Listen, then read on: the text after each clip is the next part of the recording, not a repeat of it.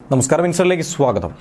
2 ദിവസത്തിനുള്ളിൽ തന്നെ കൃത്യമായ ജാതകം തിരുത്തിക്കുറിക്കാനായി ഹൈക്കോടതി CBIക്ക് നിർദ്ദേശം നൽകുമെന്ന പ്രതീക്ഷയാണ് നവീൻ ബാബുവിൻ്റെ കുടുംബത്തിനുള്ളത്.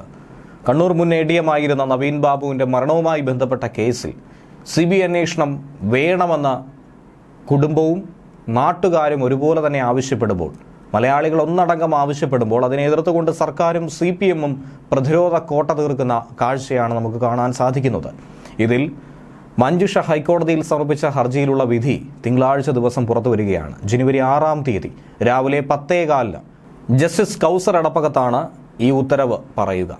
നവീൻ ബാബുവിൻ്റേത് ആത്മഹത്യയാണെന്നുള്ള പോലീസ് കണ്ടെത്തലിനെ അട്ടിമറിക്കും വിധത്തിൽ അതിലുള്ള അസ്വാഭാവികത ഒക്കെ തന്നെ നിരത്തി തന്നെയാണ് ഈ ഹർജി മഞ്ജുഷ സമർപ്പിച്ചിട്ടുള്ളത്. ഇതൊരു കൊലപാതകമാണെന്ന സംശയം ഉയരുന്നതിന് നിരവധി കാരണങ്ങളുണ്ട്. ഇതിനോടകം തന്നെ CPM നേതാക്കൾ നടത്തിയിട്ടുള്ള പ്രസ്താവനകൾ, അവരുടെ പ്രസംഗങ്ങൾ, പല രീതിയിലുള്ള നീക്കങ്ങൾ, CBI അന്വേഷണത്തെ പോലും ഭയപ്പെടുന്ന വസ്തുതകൾ, ഇതൊക്കെ തന്നെ ഉദാഹരണമാക്കി ചൂണ്ടിക്കാണിക്കാൻ സാധിച്ചു കഴിഞ്ഞിരിക്കുന്നു.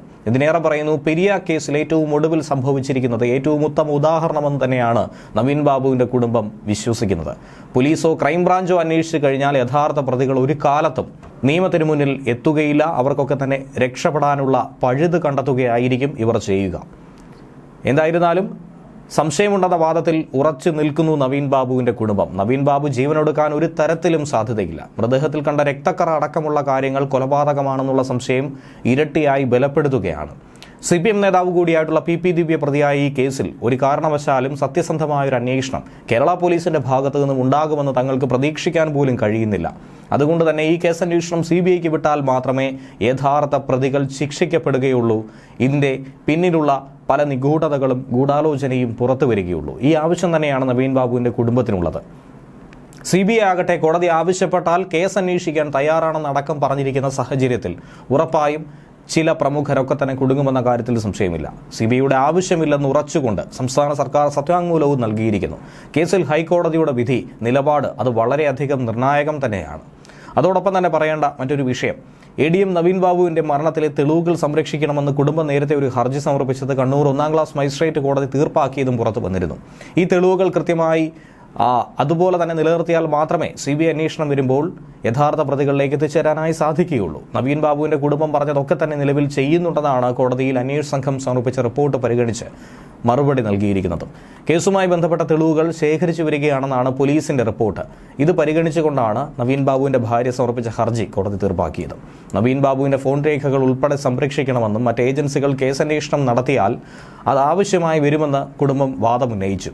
ഇത് പരിഗണിച്ചുകൊണ്ടാണ് ഡിജിറ്റൽ തെളിവുകളൊന്നും തന്നെ നഷ്ടമാകാതെ ശേഖരിക്കാനായി കോടതി ഉത്തരവിട്ടത്. നവീൻ ബാബു മുനീശ്വരൻ കോവിലിൻ്റെ മുന്നിൽ ഔദ്യോഗിക വാഹനത്തിൽ ഇറങ്ങിയതും ഫോൺ ശബ്ദ സന്ദേശങ്ങളും കണ്ണൂർ ജില്ലാ കളക്ടർ അരുൺ K. വിജയൻ, കേസിലെ പ്രതിയായിട്ടുള്ള മുൻ ജില്ലാ പഞ്ചായത്ത് പ്രസിഡന്റ് കൂടിയായിട്ടുള്ള PP ദിവ്യ, ഇവരുടെ ഒക്കെ തന്നെ ഫോൺ വിശദാംശങ്ങളും സംരക്ഷിക്കണമെന്നാണ് ഭാര്യ മഞ്ജുഷ അഭിഭാഷകൻ മുഖേന ഹർജിയിലൂടെ ആവശ്യപ്പെട്ടത്.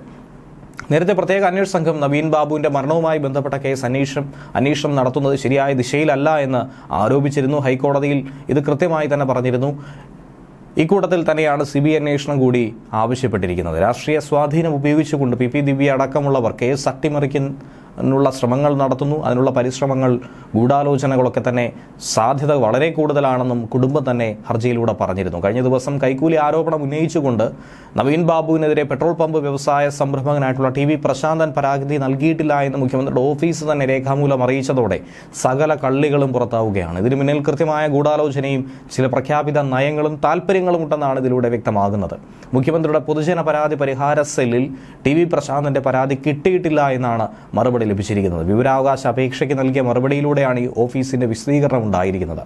നേരത്തെ ഇതിനു മുൻപും വിവരാവകാശ അപേക്ഷ നൽകിയിട്ട് പോലും അത് നിരസിക്കുന്ന ഒരു സാഹചര്യം ഉണ്ടായിരുന്നു. കൃത്യമായ കാലയളവ് രേഖപ്പെടുത്തിയില്ല എന്നുള്ള കാരണം പറഞ്ഞുകൊണ്ടായിരുന്നു നിരസിച്ചത്. പ്രശാന്തൻ്റേത് വ്യാജ പരാതിയാണെന്ന ആരോപണം തുടക്കത്തിൽ തന്നെ മാധ്യമങ്ങളടക്കം ഉയർത്തിയതായിരുന്നു. ADMനെതിരെ പ്രശാന്തൻ നൽകി എന്ന പേരിൽ പ്രചരിച്ച പരാതി വ്യാജമെന്ന് തെളിയിക്കുന്ന സുപ്രധാന രേഖയാണ് മാധ്യമങ്ങളടക്കം പുറത്തുവിട്ടത്.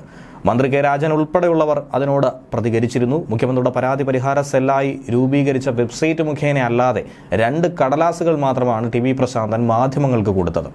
അതേസമയം നവീൻ ബാബുവിൻ്റെ മരണവുമായി ബന്ധപ്പെട്ട് കണ്ണൂരിലെയും മറ്റ് CPM നേതാക്കൾ പത്തനംതിട്ടയിലെയും ഒക്കെ തന്നെ നടത്തിയ പ്രതികരണങ്ങൾ ആശയക്കുഴപ്പമുണ്ടാക്കി എന്നുള്ള വിമർശനമാണ് CPM ജില്ലാ സമ്മേളനത്തിൽ പ്രതിനിധി ചർച്ചയിൽ ഉയർന്നു കേട്ടത് പോലും.